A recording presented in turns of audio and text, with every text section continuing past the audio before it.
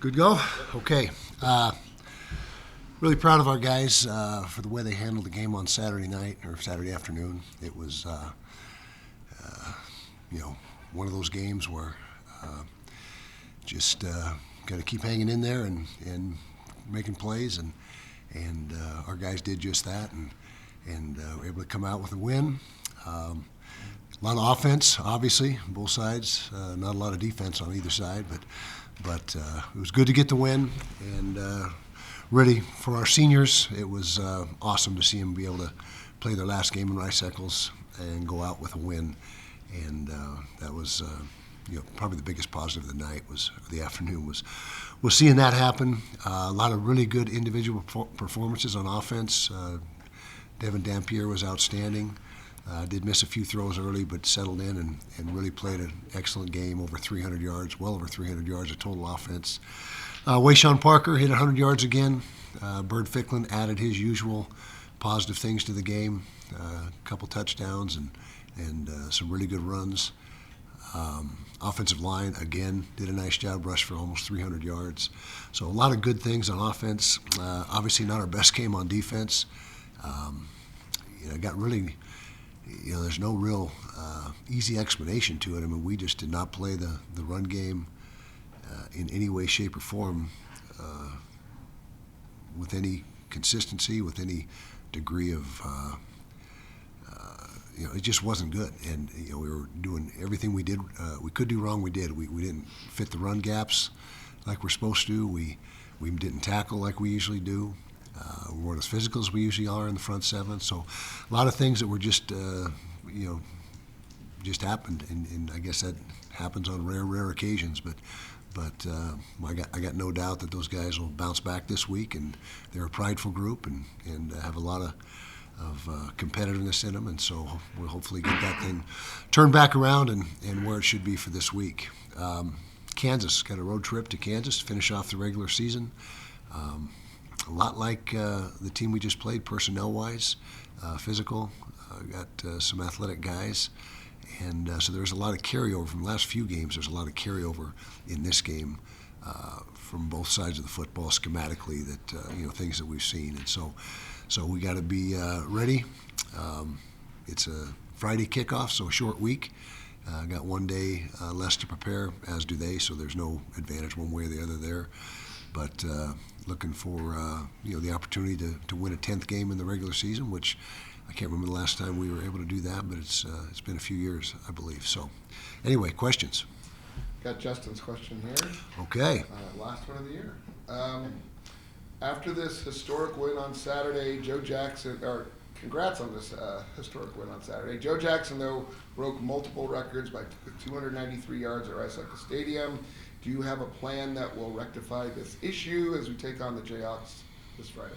We sure hope so. And yeah, he did a lot of damage, and it was really on one play, A-gap power, just a basic, one of the most basic plays in football. There was nothing elaborate about the schemes, nothing that took us by surprise. Again, we just didn't fit the run game up at all, and it was an historically bad day defending the run. So yeah, we certainly got to have a better answer than we had last week. And then after the game, you kind of showed some rare emotion there. What Yeah. was it about is it the moment, the way that game transpired, or what kind of brought that on? Not really. It's just the seniors, and you want them so badly to go out on a positive note and have a, they've been so instrumental to our success for a lot of years, that group, and have provided such great leadership this year and been so, just have done such a great job of keeping things on track, and just wanted them to be able to go out the right way, and against all odds they did. And it looked like for a minute it wasn't going to happen, and so they were able to do that, and that got the best of me. I don't usually get too emotional, and that did get the best of me. You're right. Obviously, you have a decision to make about your future. Mm-hmm. What are the main factors that go into that decision? Is that something you started thinking about now, or is that something? No, that's an after the season thing. After the when it's all said and done, and whatever happens to us in the postseason, whichever situation we find ourselves in, as soon as everything's culminated, and you have a few days or maybe even a week or two to sit back and evaluate and see where you're at and go from there. So I guess that's the best answer I can give you right now. Kyle, you guys left the Kansas State game a bit banged up. John Henry Daly, Ryan Davis, and I think even Spencer Fano.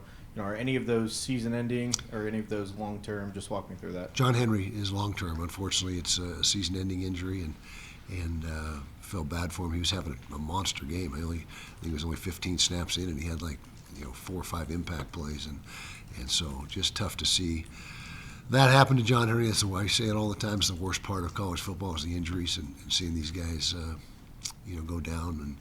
And so he unfortunately is long term. The other guys wait and see. We'll have the injury report. I don't know since it's a short week if it comes out on Tuesday or Wednesday. Usually it's Wednesday, but I don't know if it'll be Tuesday. Okay, so you'll find out tomorrow, and we'll find out more as the days go by here. Coach, to follow up on that, you had players step up in their place, John Henry Daly and Ryan Davis, speaking of Cash and Lance, and then on offense with Larry and Creed. Mm-hmm. What can you say of those guys' performance stepping up? Did a nice job, and all of them. You mentioned the guys that really picked up the slack. Creed has really come into his own these last 4 or 5 weeks of the season, and even though he hasn't played a ton, just his practice, the way he's performing in practice, the things that were lacking in spring and earlier in the season have he's made those weaknesses become strengths, and so it was very positive to see him be able to come in and really give us a little bit of a spark.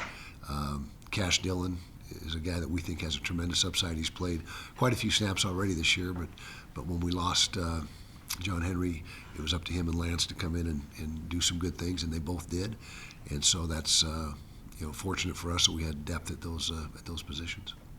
Kyle, at this point last year, you guys were eliminated from bowl contention. I was miserable at this point last year. Yeah, we all were. So can you maybe some were happy. I don't know. Maybe some. Can you speak to the turnaround, because now you guys are pushing for your first 10-win regular season since 2019. 2019. Okay. Can you just talk about the turnaround that one calendar year has provided to this team? Yeah. Well, again, credit the seniors for not having a hangover after the season. I guess you can say not only do you have hangovers after certain after games, you can have a little bit of a hangover after a season, and they would have none of that. We started off the off season on a very positive note way back in January, and again due to their great leadership, and they're instrumental in getting things turned around. I mean that's the real bottom line to what the success this season really is hinged upon is the ownership that the players have taken into the program. Hey, Wes. How's it going? I thought you were retired. Getting close. Close? Let's go. When are we golfing?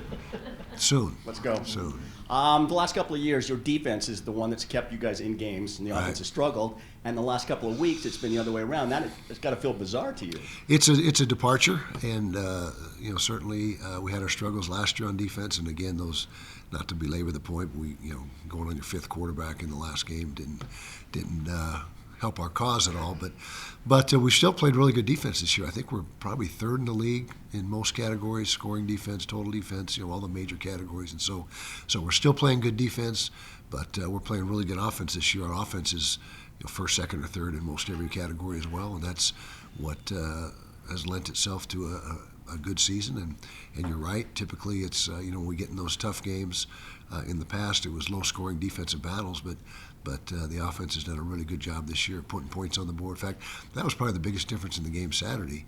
Is we were 6 for 6 in the red zone, 6 touchdowns and 6 trips, and that's outstanding. We got one of the top. I got to believe we're in the top 5 or 6 in the nation in red zone touchdown percentage offensively. I don't have that stat at the tip of my fingers, but that was probably the biggest difference in the game.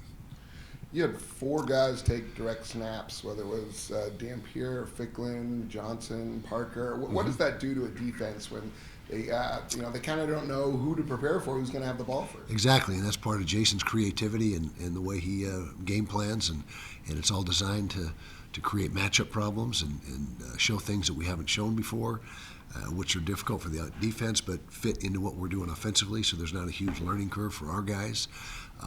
It's just a matter of using all your weapons to the utmost, and he has a real gift for that. Jason does, as far as putting kids or players in position to succeed and putting the defense in conflict.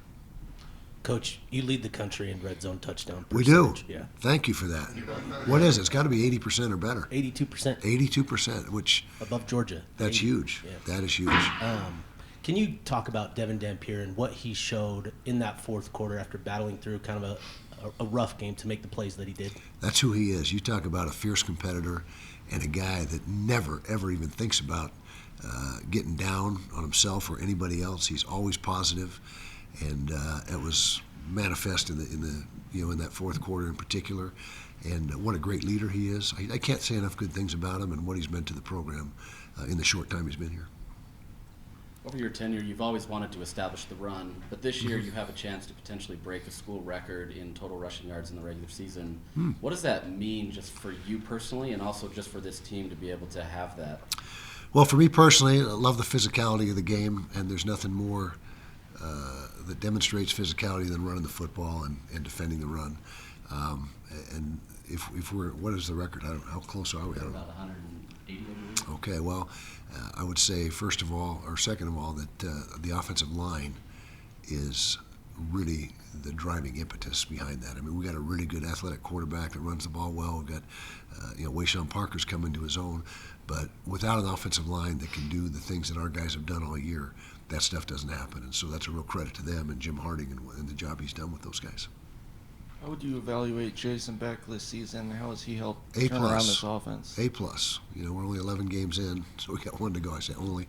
We got one to go, but Jason has really been a huge positive force, and then the influx of the transfer portal guys have helped boost us as well. And then, but again, it all starts with a solid offensive line, and so yeah. But Jason's done a phenomenal job this year. Statistically, that is borne out in the numbers as well. You've always struck me as a guy who doesn't worry about the things that you can't control. That's a good analysis. Yeah, I'll take that. But now you're in the changing landscape of college football. You're spending a lot of time and money investing in players that, at the end of the year, could be gone. How frustrating as a head coach has that become to you? Well, it's a radical departure from how it used to be, and you used to know who 90+% of your roster is going to be from year to year as the guys go in and out. But now it's there's so much change, and you better be on top of your game. You better have a good list of portal guys already put together, before the season ends to see, hey, if this guy hits the portal, we're definitely going to be interested in keep an eye out for that. And so I can't really say that. You just have to embrace the change because you can't do anything about it. As you said, don't worry about what you can't control. So the portal is here. It's here to stay, in my opinion. And so you better embrace it and navigate it and use it to your advantage. And I think we've done a pretty good job. I really feel like our net portal results are way in the positive column than the negative column as far as who we've lost and who we've gained. Say two more. Kyle, piggybacking off of that, the portal window moved to January, and last year, just with so many decisions to be made, it's kind of like you can't get a breath. But now there's sort of that dead period. Does that help when you're making decisions in terms of maybe say retirement or player retainment and all of that stuff? How does that change your guys' process? Yeah, we think it's going to help. Now it's the first time through it with this format, so something's going to rear its ugly head, we're sure. But it seems to make more sense now than it ever has since the advent of the portal. And so as we navigate it and go through it, I'll have better feedback for you, in a couple months than I do right now. But yeah, you gotta a chance now to take, as you said, a breather and time to evaluate, visit with your players, your roster, and try to retain your roster and find out what guys' plans are. And so it's I think it appears to be a real solid move on the rules committee part to structure it that way. Last one from Samantha. Blake has had an insane season. He's had, he's been top of PFF's coverage grades for you guys this season. Can you just speak about the importance of him in the secondary this year? Yeah, case in point, I talk about the guys we've gained in the portal. He's one of them, Blake Cotton, and has been instrumental to our success on defense. His, as you mentioned, his statistics and the PFF stuff is all very good on him, and that's just another example of a guy coming in and contributing right away, and he's just been a huge positive. I hope he gets some postseason accolades because he sure deserves it, in my opinion. Okay, that's a wrap. Do we have one of these next week? Or are we done? No. All right, guys. We'll see you again sometime.